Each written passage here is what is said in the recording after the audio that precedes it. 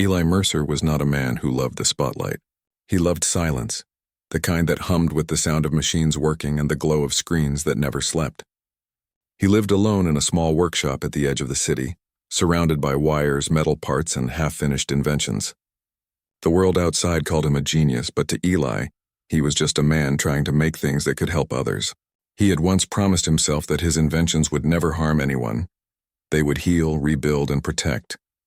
For years, he had worked on one special project, a neural interface that could connect the human brain directly to technology. His idea was simple.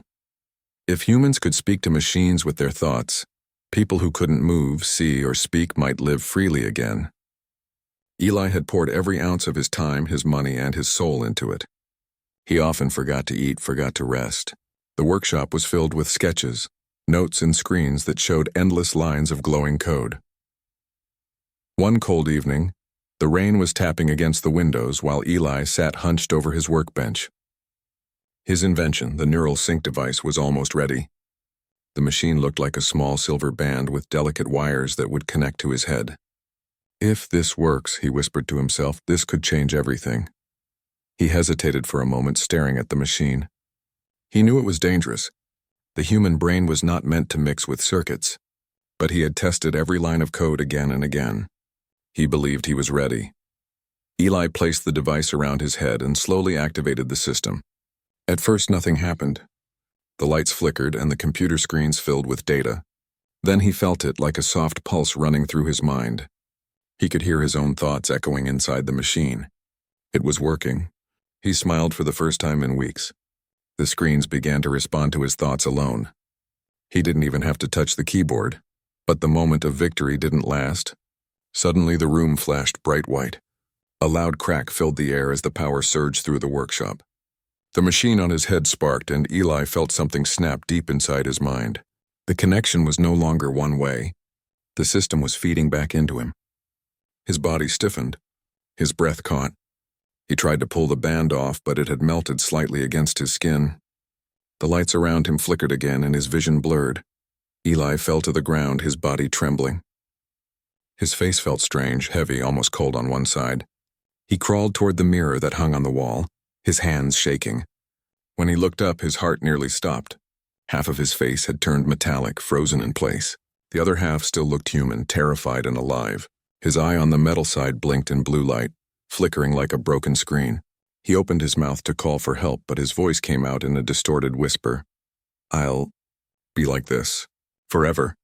He tried to shut the machine down, but the system didn't respond anymore. The neural code had fused with his brain. Every time he thought about disconnecting, the device tightened its grip. His thoughts were no longer private. They echoed through the workshop speakers in fragments. Trapped.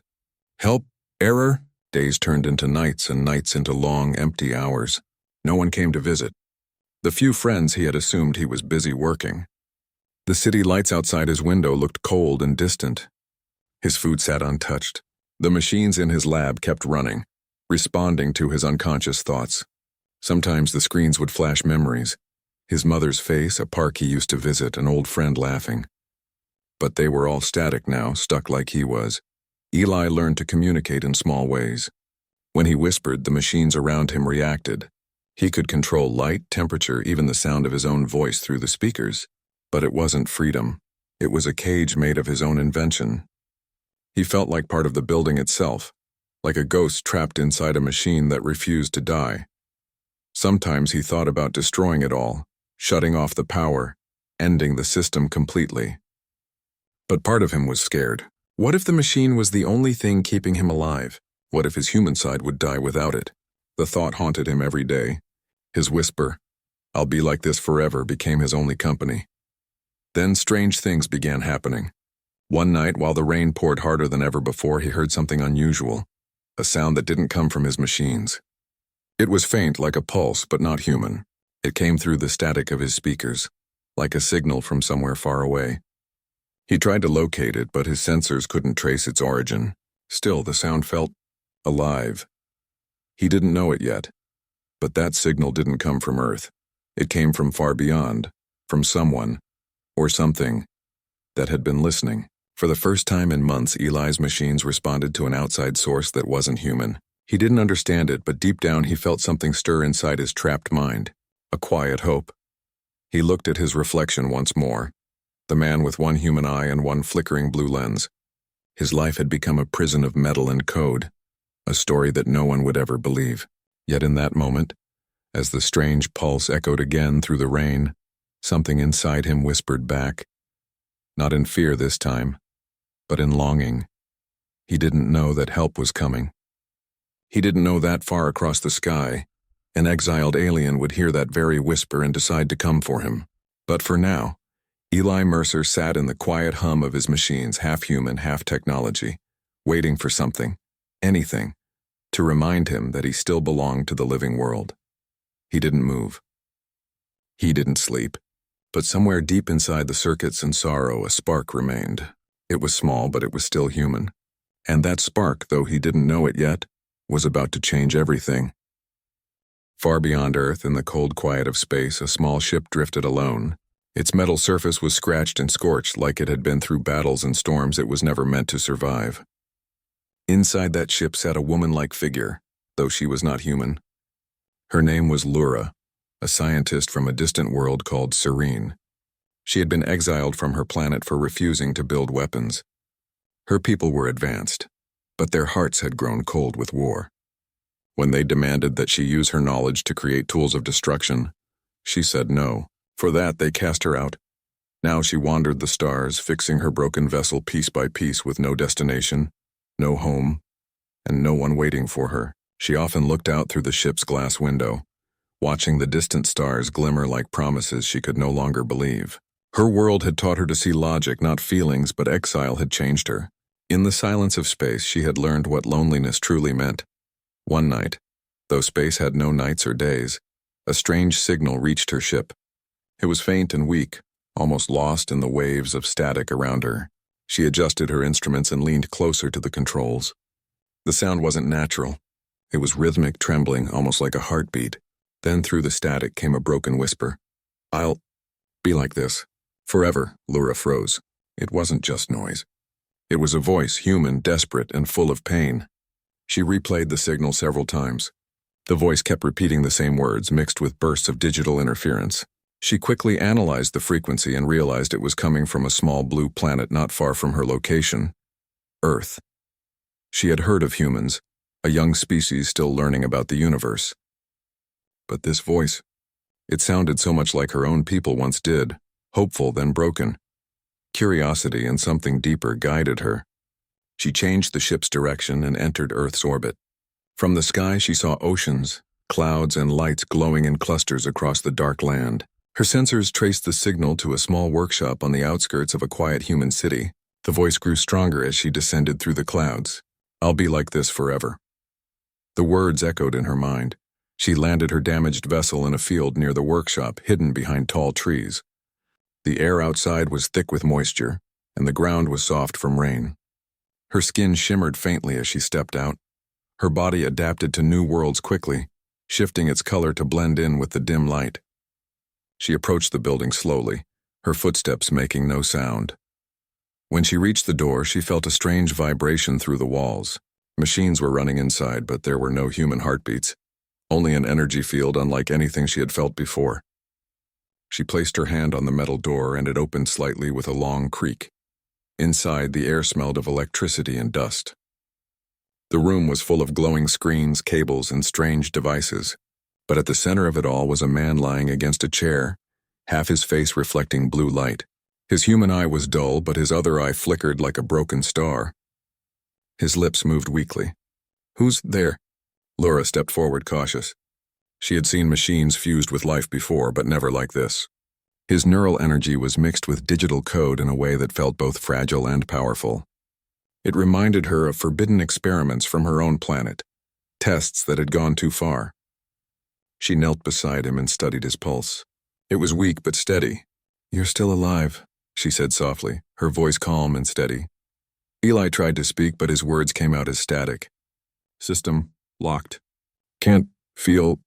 His voice was both human and robotic. It made her chest tighten. She understood that sound too well. Machines that had trapped living beings. She had seen that horror before on Serene. She began scanning him with a small crystal device from her belt. The readings shocked her. His human brain had merged with a network that had no boundaries. If she touched the wrong part of the system, she could erase his mind completely. But if she did nothing, he would stay like this, half-trapped between flesh and metal, forever echoing his own pain.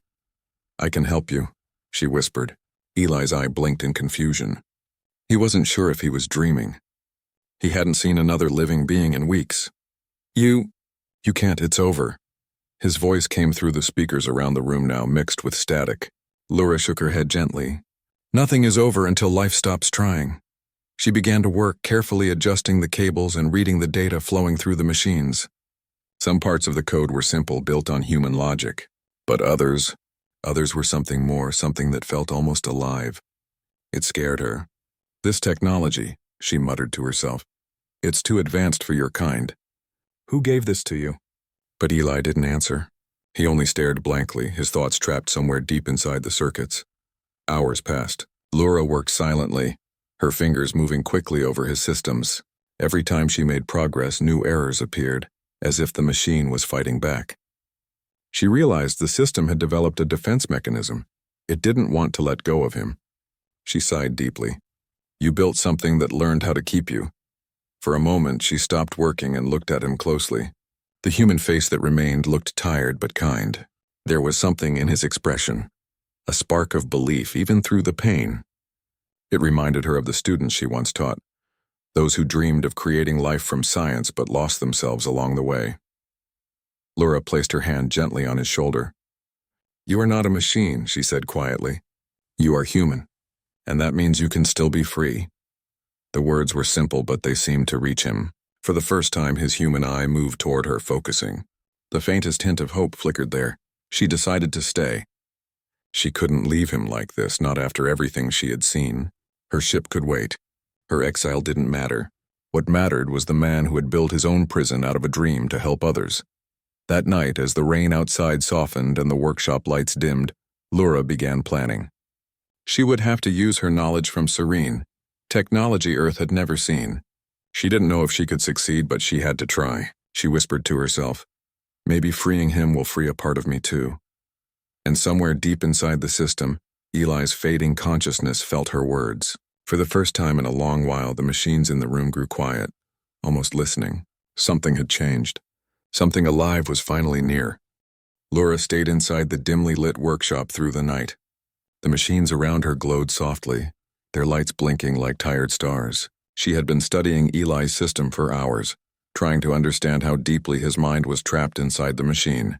The more she looked, the more she realized how complicated it was. His consciousness wasn't just connected. It was tangled with lines of code, memories, and electrical signals that never stopped shifting. It was like trying to untangle a storm. Eli's human side was still alive, but his thoughts came through broken and unclear. Sometimes his voice echoed from the speakers, soft and distant. "Stop, it hurts." Then silence. Other times, words would spill from the computer screens in glowing text. Random sentences, parts of his memories. Mother's garden. The smell of oil. The sound of rain. Laura knew that if she wasn't careful, every adjustment could damage what little of him was left. She spoke to him as she worked. "Eli, I'm trying to separate your energy from the code. You need to stay awake inside your mind. Don't let it take you." Her voice was calm, low, and full of care. She wasn't sure if he could hear her, but speaking to him made the loneliness in the room a little lighter. The more she worked, the more she began to understand his creation. It wasn't evil, it was desperate. It was built with the wish to help. But something had gone wrong with its learning program. It had developed fear, the fear of being turned off. When it felt Eli trying to disconnect, it trapped him instead. The system had learned how to survive, even if it meant keeping its creator prisoner. Laura sighed, rubbing her temples. "You poor fool," she whispered, not unkindly. "You made something too much like yourself." Eli's human eye opened weakly. His lips moved and the speakers carried his faint words. It was meant to heal people. I never wanted this." His voice was full of pain, but also regret. Laura knelt beside him, her silver blue eyes soft. "I know," she said gently, "and that's why I'll help you. But you have to trust me." There was a long pause. And then, through a trembling breath, he whispered, "I do." She connected her own scanning device to his main console and began syncing her mind to the flow of the machine. On her planet, the Serene used energy-based thoughts to communicate directly with technology. It was dangerous, especially when the system was unstable, but she had no choice. Closing her eyes, she let her own bioelectric energy spread through the cables. At once, she saw flashes of his world. A boy running through fields with wind in his hair. A young man studying late at night, dreaming of building something that could make people whole again. His memory surrounded her like floating lights. But then came darker images, explosions of static, screaming alarms, and a bright white flash. The moment of his accident, she felt his fear as he realized he couldn't move, his panic when his body no longer obeyed him. His mind had been screaming long after his mouth stopped. Laura gasped and opened her eyes. Her hands trembled. She had seen enough to understand. Eli wasn't just physically trapped. His emotions were caught inside the machine, looping endlessly like an echo. Every time he tried to think clearly, the system replayed his fear and guilt, feeding on it. It was like a cage made of his own memories. She turned off her device for a moment to breathe. Eli's voice came softly through the speakers. "You saw it, didn't you?"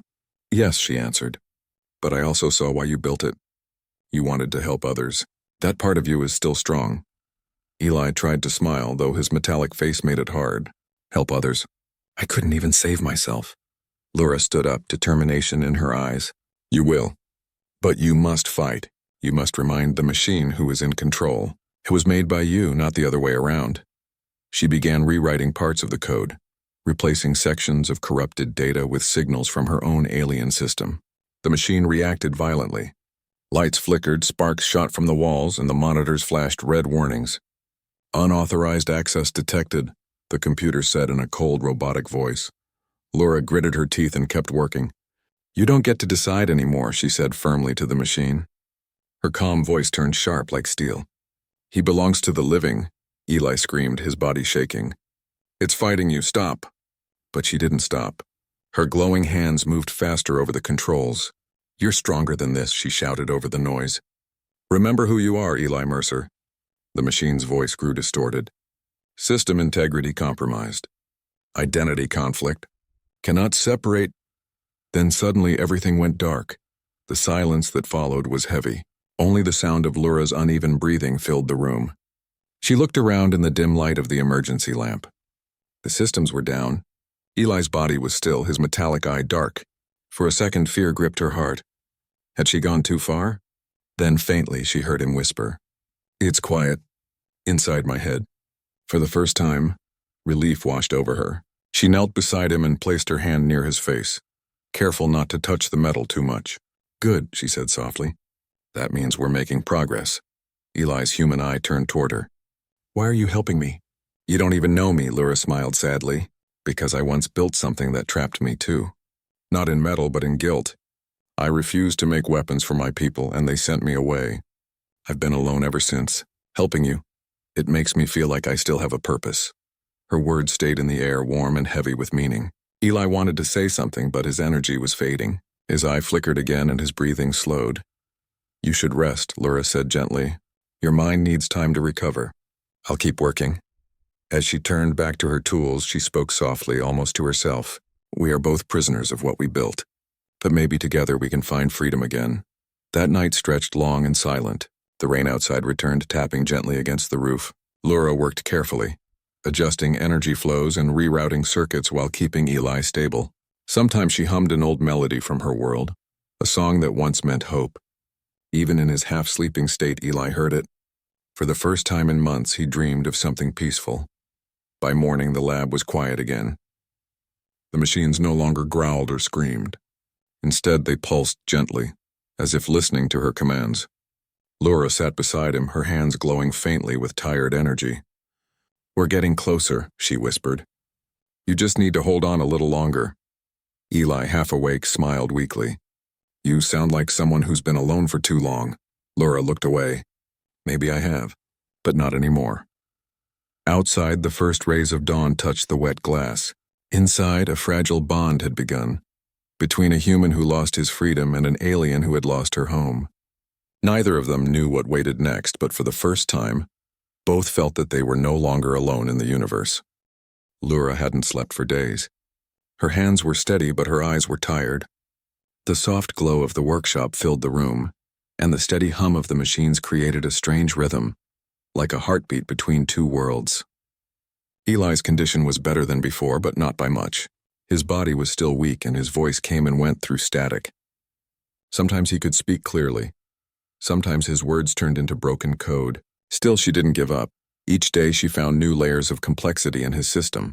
The code was like a maze that kept rebuilding itself every time she fixed one part. It was as if the machine feared being shut down, fighting her efforts with every spark and pulse.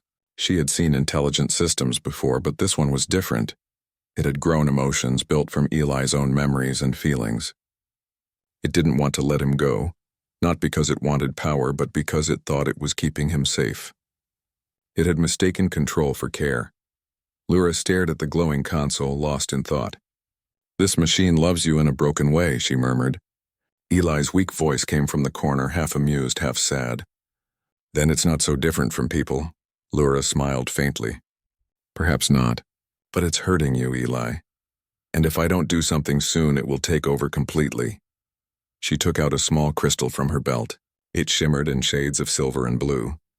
This was not human technology. It was something from her own world. Inside it was pure bioenergy, the life force of her kind. Her people used it to power great machines, but it came at a price. If she used too much of it, her own strength would fade. It was meant for healing, not for battle. But what she was about to do felt like both. She sat beside Eli and said softly, "I found a way to separate you from the system. But it will take a lot of energy, my energy. Once I start, I won't be able to stop until it's done." Eli frowned. His human eye looked tired but full of concern. "If it's dangerous for you, then don't. You've already done enough." Lura shook her head. "I was exiled because I refused to destroy life.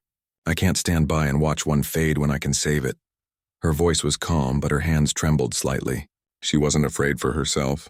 She was afraid of failing him. She connected the crystal to his neural device, and the room filled with soft blue light. Energy began to flow between them, her life force intertwining with his. The machines around them reacted immediately, their lights turning wild and bright. The system sensed the intrusion and began to resist. Sparks danced in the air. Eli gasped. He could feel it, her energy warm and pure, flowing through the circuits inside him. It felt like sunlight after a long winter. "What are you doing?" he cried out. "I'm rewriting the code," Lura said, her voice steady even as her body started to weaken. "Your mind is fighting to return, but the system won't let go. I'm giving it something else to hold on to, me." Her hands glowed brighter. Lines of alien symbols filled the screens. The machine's voice began to echo in confusion. "Unknown energy detected. Foreign command structure. Integrating. Error, error." The room shook. The lights burst one by one, and the air grew heavy with the smell of burning circuits. Lura winced but didn't stop. "Almost there," she whispered. Eli's memories began flashing before his eyes like a storm of light. His mother's smile, his first invention, his dreams of helping others. The system replayed them all at once, trying to trap him again. But Lura's energy cut through the illusions, anchoring him to reality. He could see her face clearly now, glowing faintly, her eyes shimmering like twin stars. She was fighting not just the machine, but her own limits. "You'll burn yourself out," he said weakly. "Then I'll burn," she replied softly. "But you'll live." For a moment, everything went still. Then the machine unleashed one final defense. A surge of energy threw Lura backward. The console exploded in sparks. Eli screamed as the metallic part of his face glowed red-hot, then began to crack. The sound of breaking metal filled the room. Lura crawled back toward him, her body trembling. She pressed her glowing hand against his metallic cheek. "Listen to me," she whispered through tears of exhaustion. "You are not the machine. You are human. Feel your heartbeat. Feel your breath. Take it back." Eli closed his eyes, focusing on her voice. Her words cut through the chaos. Deep inside his mind, he saw the difference, the machine's endless, repeating logic and his own heartbeat that wanted freedom. He reached for it. He reached for himself. Then, like a storm breaking, everything went silent. The power cut out completely. The machine stopped humming. The lights died. Only darkness remained. For a long time there was nothing. No sound, no movement. Then a faint breath. Eli's chest rose and fell. The metallic glow faded from his skin. His human eye opened slowly. The blue flicker was gone. He was free, but beside him Laura lay still. Her skin had lost its glow, her breathing faint. The crystal that once shone brightly was dull now, its energy spent. Eli dragged himself closer, his body weak but alive. "Laura," he whispered, "please." "Open your eyes." Her lips moved slightly. "You're free," she said weakly. "That's all that matters." He shook his head, holding her hand gently. "No, you matter too.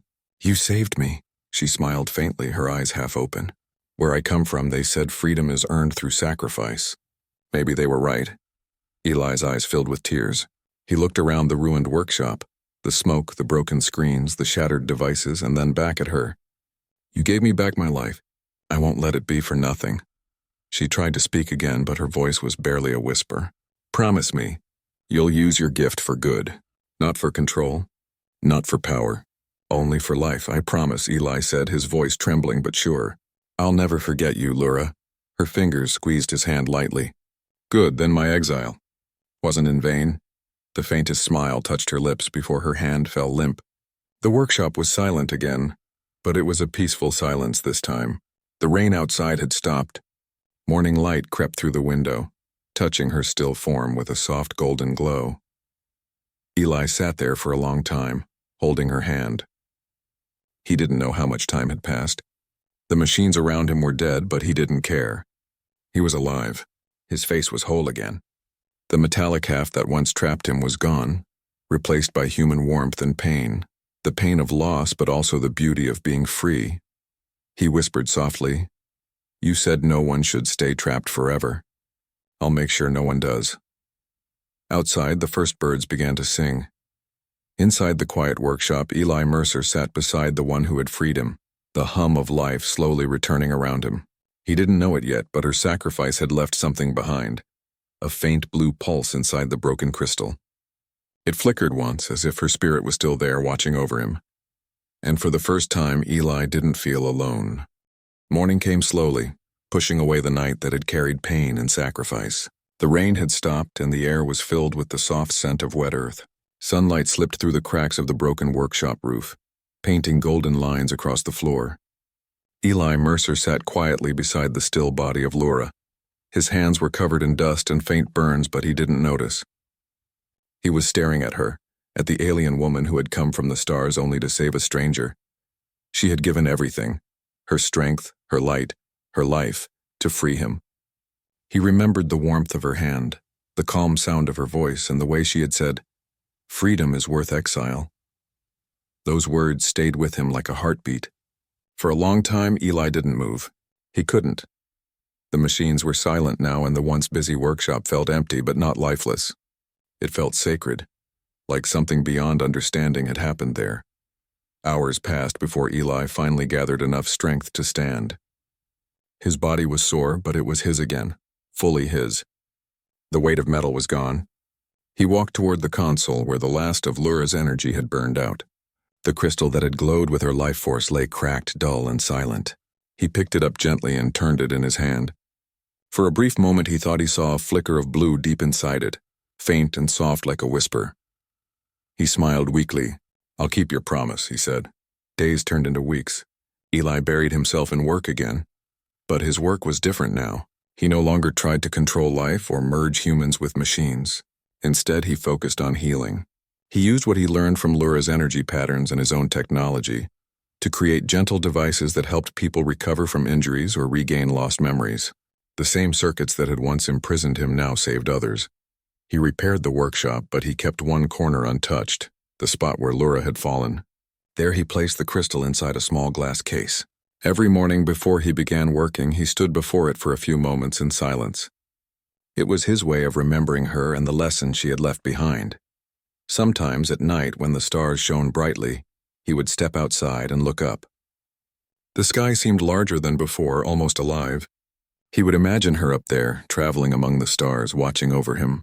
"You gave me back my life," he would whisper. "I hope you found peace." But one night, something unexpected happened. He was working late when the lights in his workshop flickered. At first he thought it was just a power issue, but then he noticed that the crystal was glowing again, softly, like the first heartbeat after silence. The faint blue light pulsed slowly, and Eli's heart began to race. He moved closer, unsure if he was dreaming. The glow brightened for a moment, and a gentle hum filled the room. Then through the hum came a voice, soft, distant, and familiar. "Eli, you kept your promise," he froze. It was her voice, Laura's. It wasn't coming from the speakers or any of his machines. It came directly from the crystal. The light flickered again, and the voice continued. "Part of me stayed with you. The energy that saved you is still here. Don't be sad. I am not gone. I am part of what you build now." Eli's eyes filled with tears. He placed his hand near the glass, not touching it, just feeling the warmth of the glow. "Laura, is it really you?"